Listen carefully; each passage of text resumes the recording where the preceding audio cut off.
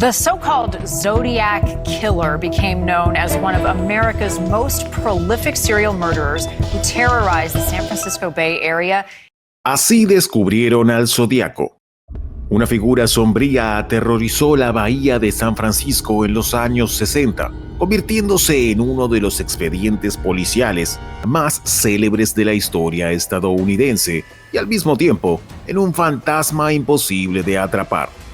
Entre 1968 y 1969, al menos 5 personas perdieron sus vidas y fueron atribuidas a este misterioso individuo. Incluso, en una de las tantas cartas con acertijos y anagramas que enviaba a la prensa, se autoincriminó de 37 sucesos fatales. Terminó con sus vidas, seleccionándolas al azar, dejando un rastro de terror y un entramado de caminos sin salida. ¿Quién era este enigmático perpetrador que burlaba a la justicia y enviaba mensajes codificados en un macabro juego de ingenio?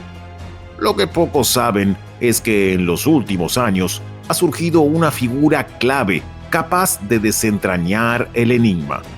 No te vayas, porque más de medio siglo después podríamos estar al borde de descubrir cuál es la verdadera identidad de ese personaje conocido como Zodiaco. Antes de continuar, te pedimos que nos des apoyo suscribiéndote al canal y dejando tu like. Hola, bienvenidos y bienvenidas a Casos Reales. La última víctima.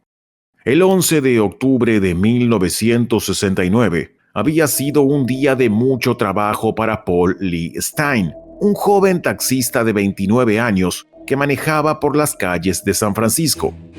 Al anochecer, pasó como de costumbre por el restaurante Pinecrest, pero mientras estaba comiendo algo en su coche, un hombre robusto le hizo señas y le pidió a Stein que lo llevara a la calle Washington y Maple, un barrio muy concurrido de Presidio Heights.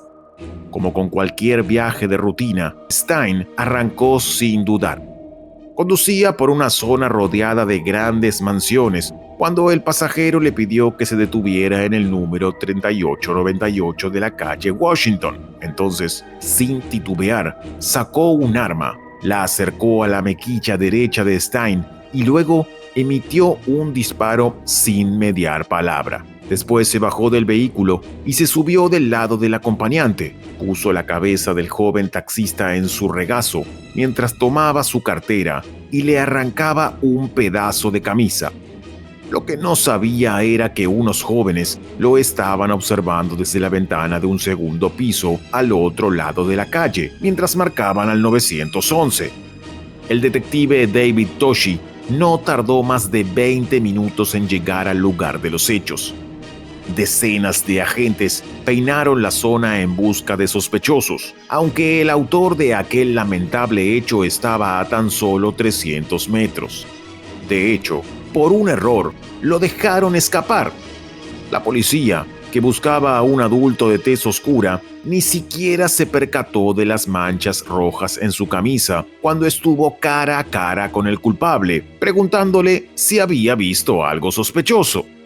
Al día siguiente, el tirador envió una encomienda a un periódico local con una carta que decía: Zodíaco al habla. Soy quien terminó con la vida del taxista en la esquina de Washington con Maple ayer por la noche. Para demostrarlo, aquí está un trozo de su camisa manchada de sangre. Seguido lanzó una terrible advertencia. Los chicos que van a la escuela podrían ser un buen objetivo. Creo que una mañana me voy a cargar un autobús escolar, dispararé a la rueda delantera y luego me desharé de los niños cuando salgan dando saltitos. Sus palabras colmaron de pánico las calles de la ciudad. Ya nadie caminaba tranquilo pensando que esta persona estaba ahí afuera. Se asignaron patrullas policiales para escoltar los autobuses escolares y los periódicos no podían hablar de otra cosa, difundiendo desesperadamente un identikit generado por la policía local. Pero aquella muerte no había sido la única. Los investigadores llevaban meses tras las pistas del autor que le quitó la vida de múltiples personas. Un hombre que, al parecer, sabía jugar con la mente de detectives y periodistas por igual, utilizando un sistema de complejos mensajes cifrados y llamados telefónicos como si se tratara del siniestro protagonista de una película de terror. Aunque este modus operandi era muy diferente a los anteriores y al principio no lograron conectar las ideas. Terror en la bahía de San Francisco. Este relato sombrío sin precedentes había comenzado un 20 de diciembre de 1968 en las afueras de Vallejo, California, en un lugar conocido como Lake Herman Road. Esa noche, David Faraday, un estudiante de 17 años, y Betty Lou Jensen, de 16, estacionaron su camioneta Rambler color beige en una zona aislada, un lugar que solía ser frecuentado por parejas jóvenes, rodeado solo de algunas granjas y colinas. Era su primera cita. Se habían detenido para darse un simple beso, luego de ir al cine, en lo que podía haber sido una noche romántica, pero todo terminó en una pesadilla. Cerca de las 11:15 p.m., un coche se detuvo a su lado en la oscuridad, bajó la ventanilla y les disparó sin compasión con una pistola calibre 22. Según los registros policiales de la época, el escenario de los hechos estaba rodeado de pistas confusas. Faraday fue encontrado fuera del coche, aparentemente sin vida, con un proyectil en la cabeza, mientras que Jensen intentó huir, pero recibió múltiples disparos en la espalda, cayendo a unos 28 metros del vehículo. Sus cuerpos sumamente heridos fueron hallados por una vecina de la zona, pero no había testigos ni sospechosos, ni siquiera un móvil para el acto tan violento, y no faltaba ninguna pertenencia.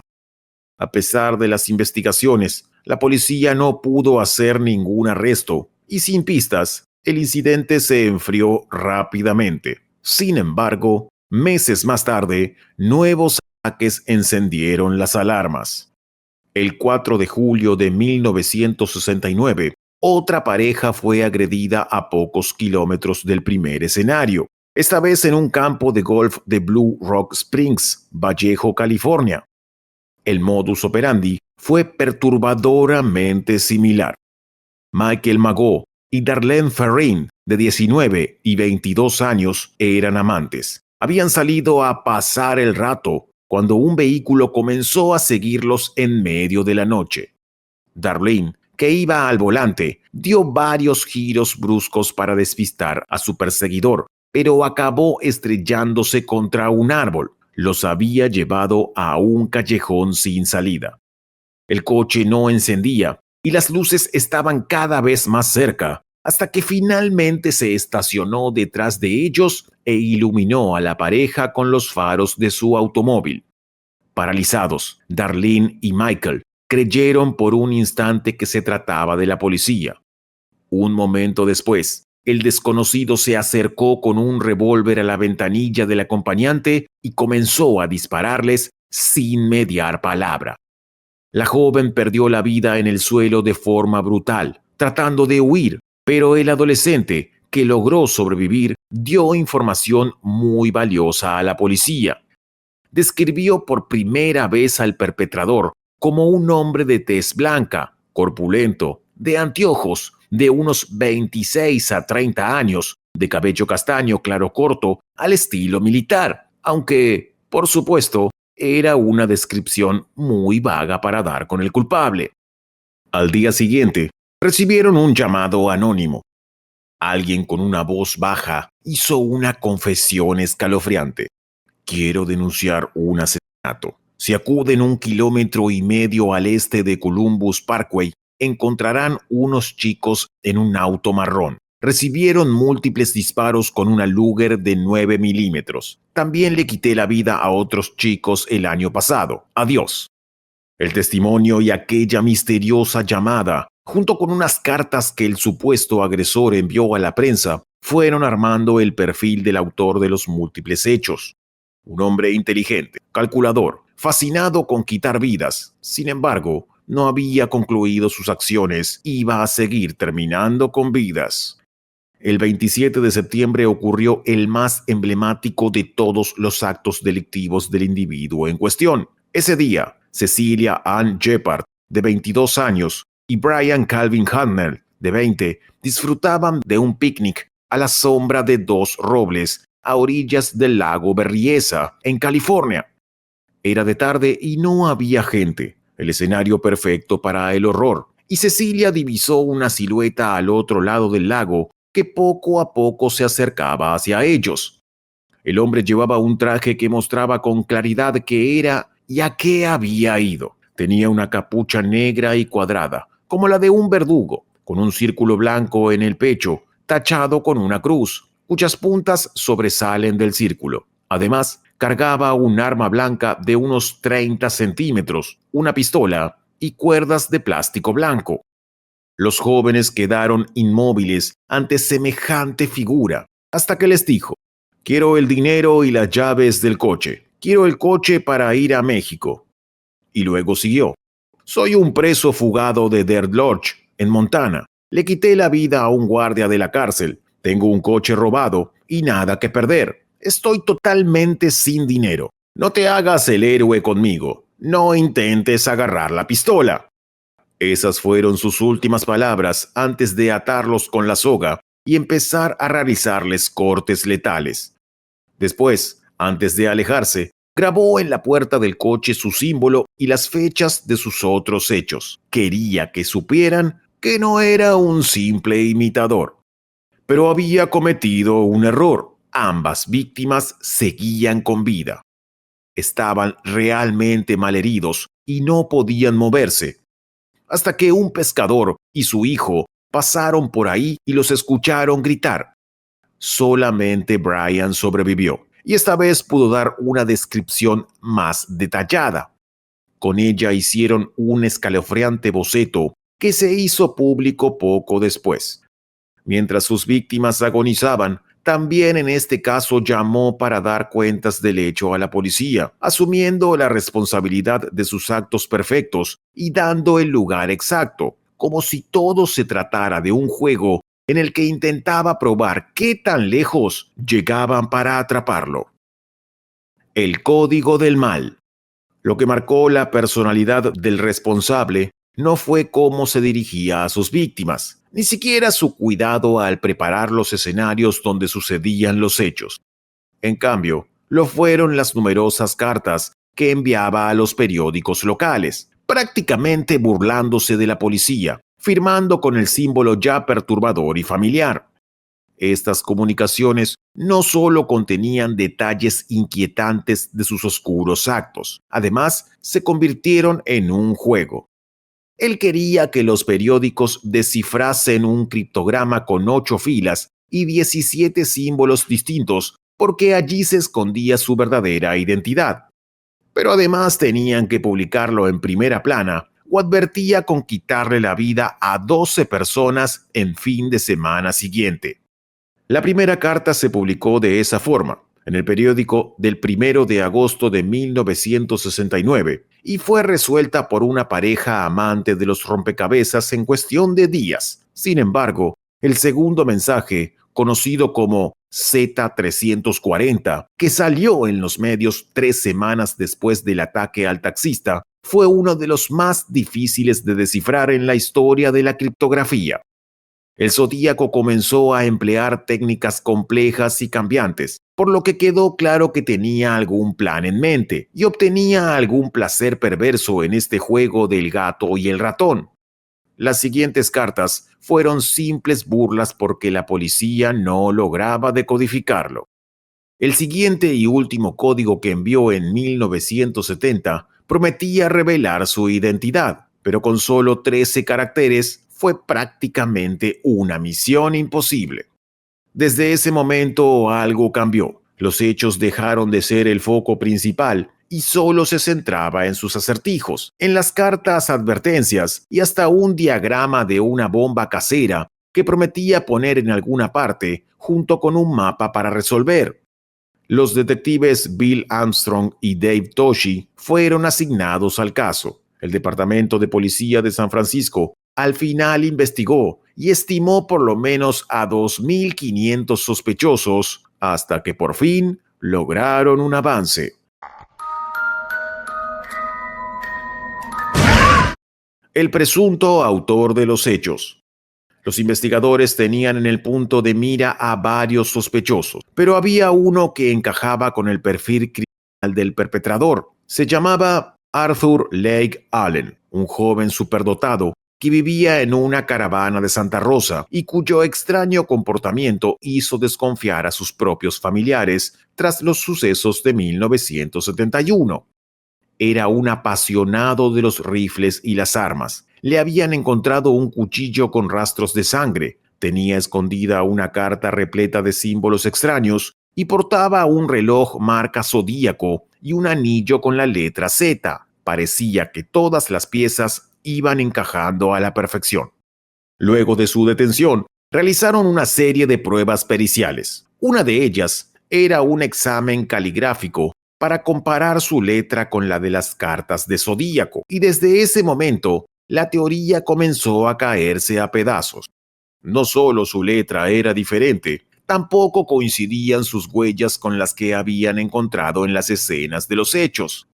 Allen permaneció en libertad, clamando por su inocencia hasta el final de sus días, en 1992. En 2003, finalmente se descubrió que las huellas de la famosa carta del Zodíaco no coincidían con las huellas de Arthur Lake Allen.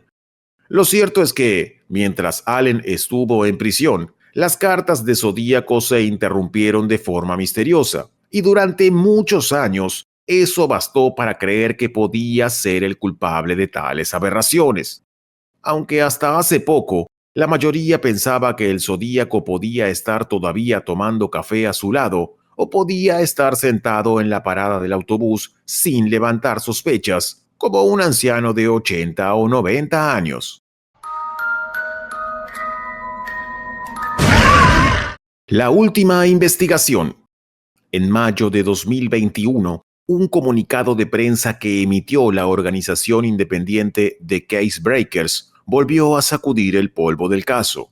Habían encontrado pruebas contundentes para saber la identidad del culpable. Todo había comenzado en 2014, cuando un joven de nombre Chris Avery se acercó a un canal de televisión para hacer una brutal confesión. Estaba huyendo porque el Zodíaco quería quitarle la vida después de que se enterara que había descubierto su verdadera identidad. Llevaba semanas prófugo y nadie le creía, hasta que envió una serie de fotografías por mail al periodista Dale Julin, en las que aparecía un hombre muy similar al identikit que la policía hizo en 1969. Después le dio su nombre completo, Gary Francis Post. Chris y Post se habían conocido años atrás. El viejo le había enseñado a cazar y hasta cómo ganarle al sistema cuando todavía era menor de edad.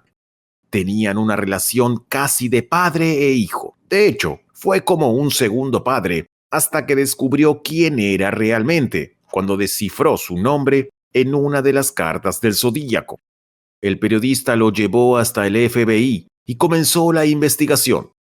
Cuando fueron a buscarlo a su casa de Groveland en 2015, el veterano de la Fuerza Aérea devenido en pintor se mostró senil, evadiendo preguntas de los agentes que no lo arrestaron ni lo llevaron a interrogatorio. Luego pasaron los años, quedando casi como una teoría en el olvido, hasta que un equipo independiente compuesto por detectives, agentes de inteligencia retirados y periodistas se coordinó para hurgar en el pasado de Gary Francis Post en 2020. El hombre había sido descifrador de códigos y escritor críptico para el ejército, y al parecer había enloquecido después de recibir la orden de ocupar una posición en una estación de radar en Groenlandia hacia 1999, solo y en un país remoto rodeado de nieve. Hay quienes dicen que el FBI negó su culpabilidad para no ser avergonzados por aficionados. La negó el tiempo suficiente para que Post falleciera en total impunidad en el año 2018, habiendo fingido demencia para evitar la cárcel hasta el final de sus días.